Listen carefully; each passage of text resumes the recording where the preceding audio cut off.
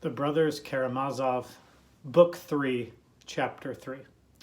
Now finally, after 2 books and 2 chapters, we finally, in our 3rd book, our 3rd chapter, we meet our hero Alyosha and see him doing good in the world. Now, let's remember, what is he doing outside the monastery? Well, there are really 3 things, at least externally, spurring him on, and why is he outside of the monastery? Reason number 1, Zosima has said, leave my bedside. If you don't forget, as you're reading through book 3, that all the while Zosima only has a few hours to live.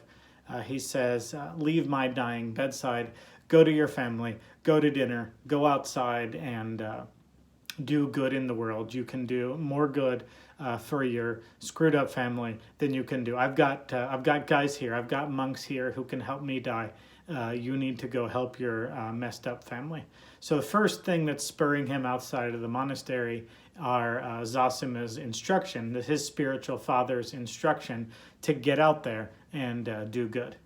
The second thing that's spurring Alyosha outside the monastery is that his father has commanded him to leave. He said, grab your pack, grab your pillow and your sleeping bag and get out of that place, because these monks are all a bunch of hypocrites who are living high on other people's money and so on. I don't think that that's really actually a reason, but Alyosha, being a devoted, dutiful son, can't just publicly disobey and disgrace his father. So first, Zosima's instructions. Second, Fyodor's instructions. As we've said before, they both end up at the same place, but both for entirely different reasons. But number 3, Alyosha is outside the monastery because he got a note from Madame Holikov, that woman who was the superficial sort of pretend poser lady of society who pretended to have these spiritually deep questions for Father Zosima that he so graciously answered, and her really immature daughter Lise, who could do nothing but giggle around Alyosha. Madame Holikov slipped Alyosha a note that was from Katerina Ivanova, who we later found out in the dispute between Fyodor and Dmitri that Dmitri is engaged to, and Fyodor accused him of not loving this poor Katerina Ivanova and instead loving Grushenka, and thus trapping Katerina Ivanova in a engagement that was never going to happen. That's what Fyodor accused Dmitri of. And so this same Katerina Ivanova has written a letter. We don't know the content of it, but we know that she passed it to Madame Holikov to pass to Alyosha. So those 3 things are spurring Alyosha outside the monastery. Zosima's wise instruction, Fyodor's foolish shooting off at the mouth, and Katerina Ivanova's note through Madame Holikov. So those 3 reasons are spurring him to Katerina's house outside of the monastery. However, Alyosha is uncomfortable, and he's not just the regular kind of uncomfortable, because our narrator reminds us that only recently has Alyosha been with all or mostly men. His entire life he's been around women. So it's not that he is sheltered or uncomfortable around an attractive young lady. It's something particularly peculiar about her character that makes him uncomfortable. Now, as you're reading books and watching movies, you always want to think explicitly about, do you trust the narrator? Do you trust the viewpoint you're getting? And a lot of creepy stories are told because you have an unreliable narrator. Well, who could be more of a reliable narrator than Alyosha? So maybe he's not narrating, but we see his feelings, and that are, as there's trepidation, there's worry to be alone with Katerina, and he's trying to, as we all do, you're going into an uncomfortable situation, so you're trying to put your finger on why it's uncomfortable, and you're trying to plan beforehand so that you're prepared. And so he's going through, okay, will Dmitri be there? No, he won't. Will Ivan be there? No, he won't. So it's just going to be her and I alone. So we're, I think, meant to see there that this is a young lady that we shouldn't feel quite comfortable with yet. So Alyosha, having to put this much thought and this much worry into being alone with her, he's strategizing and wishing. Now, what's his strategy? Well, I'll go the back way so that less people will have the chance of seeing me, asking what I'm doing. That's going to lead to all sorts of bad stuff. And boy, I wish that I could talk to Dmitri beforehand, and where I was just recently in that situation, and it's not a unique situation at all, where you're about to walk into something and you know what you don't know. You know that the situation you're about to walk into, the other party has all or much more information than you do, and that makes you uncomfortable because you know you have much less information to work with, and so you are at a severe disadvantage. And Alyosha, knowing that, whatever the situation, whatever the content of this note from Katerina Ivanovna is, we don't know that yet. We know that Alyosha is in a compromised position, and so he knows that as well, and he's wishing that he will run into Dmitri, or he's wishing that he would run into Dmitri, so he takes the back way. Where does the back way lead him?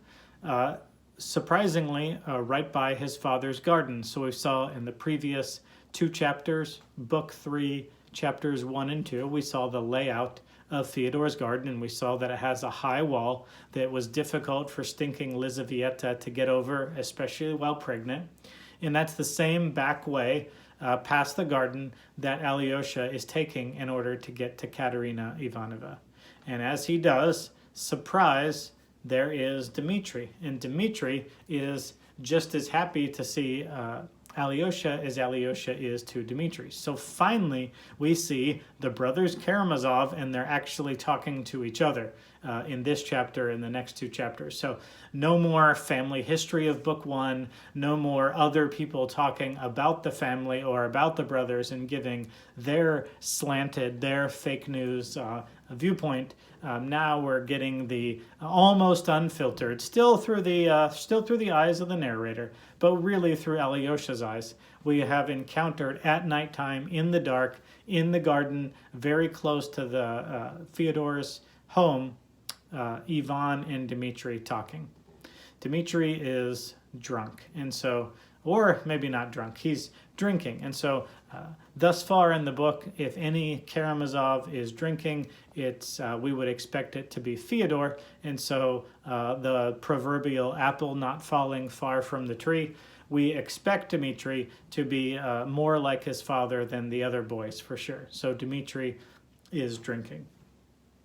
He pulls, remember Lizaveta, he pulls Alyosha up over this hurdle, this hill, this fence or gate. It's difficult for even Alyosha to get over it. And now they sit in a private garden, and Dmitri and Alyosha can finally talk.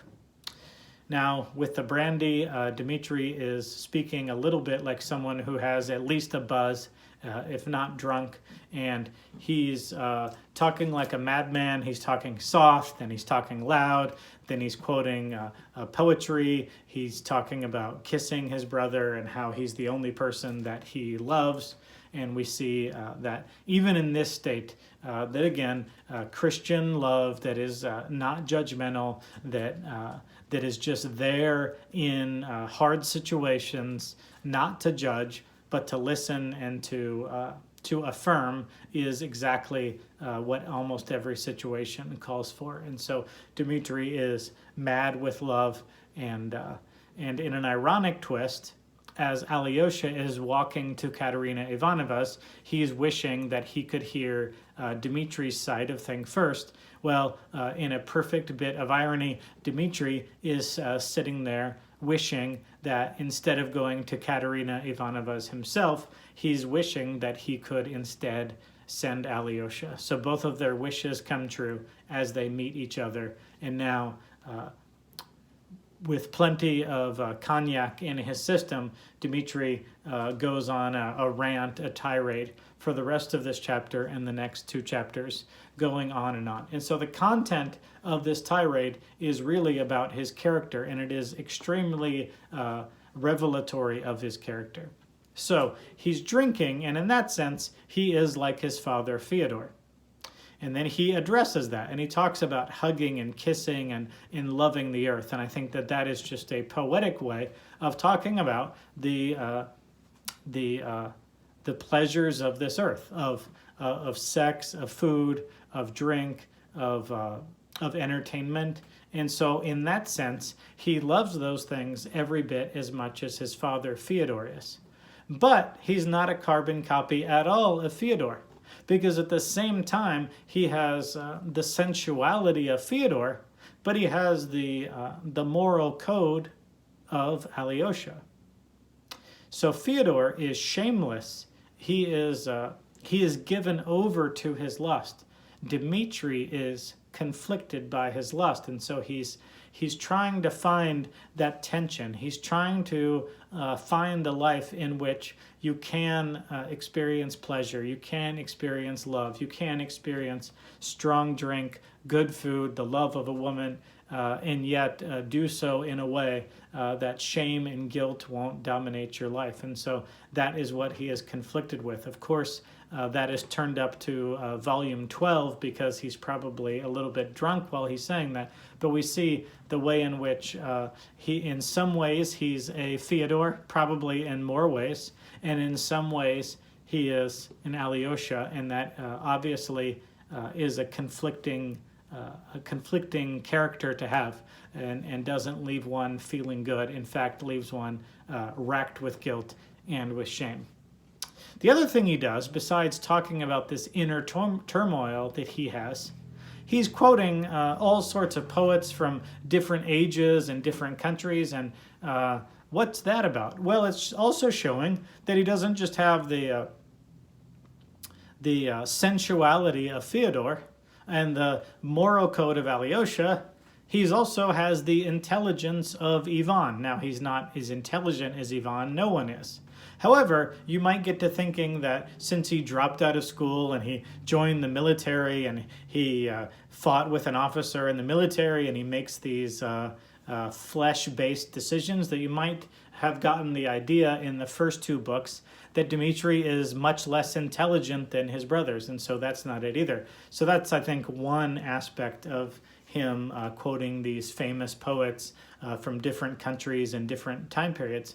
But the other reason I think that this poetry is put on the lips of Dmitri to his brother Alyosha is to universalize his struggle, is to say, this is the struggle of most people. This is the struggle of the world. What is the tension between sensual enjoyment and a moral code? Not everyone is Fyodor, but also not everyone is Alyosha. Not everyone's a saint. Not everyone's a monk. Neither is everyone a sensualist, a defiler of a holy fool. And so Dmitri's struggle is not Dmitri's struggle. Dmitri's struggle is a human struggle. It is more common than Fyodor. It is more common than Alyosha. So I think that is... that's one thing that song lyrics and poetry do, is taking an individual's experience, but in taking an individual's experience, it works out and universalizes what Dmitri is going through.